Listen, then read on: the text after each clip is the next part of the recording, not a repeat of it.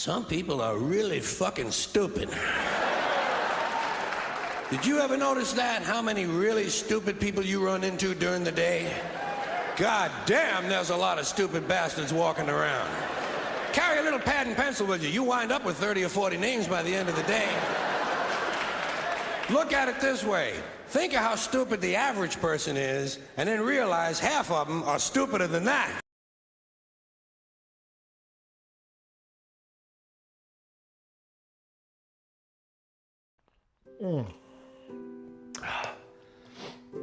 Thank you for that, George.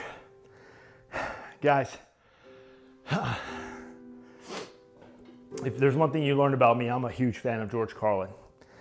He's just a human being who knows how to laugh at ourselves. Now,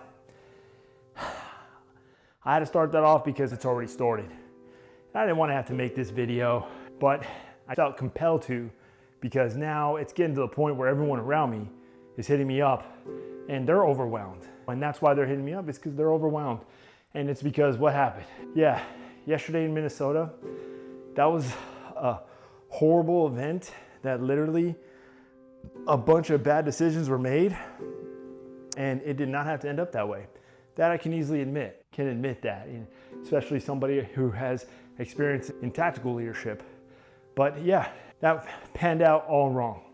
But everything, if you can't just look at one thing, there's so much wrong right now. And that's literally what I wanted to come on here and say. Question the leadership. That's what I would say, because right now, that is what's lacking. If you had to ask me, you can point the fingers at the left, you can point the fingers at the right, you can point the fingers at the protesters, agitators, even just, we don't even know. But it's to the point where we can't even believe what's being told because no one's in a hurry for the truth anymore. Everyone is in a hurry for a reaction. That's what we're chasing. Like George Carlin saying, we are the stupid people. We just gotta look at ourselves, learn from ourselves, because right now what's lacking is personal leadership. It's sad. If you guys don't know what I'm talking about, that's what I mean by selective standards too. If you want to compare, if you want to point fingers, okay, look at the standards that's been set. We set ourselves up for this. By being selective on a standard in the beginning, like I said in my last video, if you're selective on your standard, you're selective on your ownership. You're selective on your accountability. It trickles down. It trickles down. And that's why that military leadership style works, because there's measures for that to ensure that those effects aren't happening, that the environment is not compromised, that the environment is not toxic. And it's just sad to say that right now that's what we are in. We're in a toxic environment. You don't know who to trust. Your media is compromised. Your media is selective. Your social media is selective. Politicians, selective. City, state officials, selective. I have yet to see somebody who sets that standard and upholds it despite anything. That is the standard because that is their leadership and that's the character they're going to stand by. Not because of money, not because of a party, not because of affiliations, not because of narrative. That is the standard. I know for me, example, as a father, if I set that standard that my son is not going to have ice cream in the middle of the night before bed, or wants to stay up till the middle of the night, if I set that standard, then that's going to be the standard going forward. But if I stand by the standard of good rest and nutrition, and I enforce it and I uphold it and I don't compromise it, that's the standard he knows.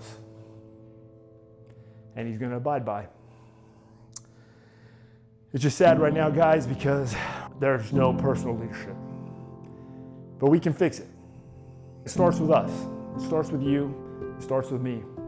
I can get on here and point fingers, chase your reaction and go for your emotion. I can make you angry or happy. And then we can carry on from there. Either way, I'm getting a reaction, and that's what people are going for right now. That's exactly what they're going for. I'm seeing it. It's all flooded over my social media. Every single influencer, everybody is now jumping on this. I need a piece. I need a piece. Oh, let me get a piece. How about take your knowledge, take your experience in life. Let's try to find some good in this. Let's try to mentor, guide. Let's try to put out what's really lacking. Let's do our own after action review, because that's what this is.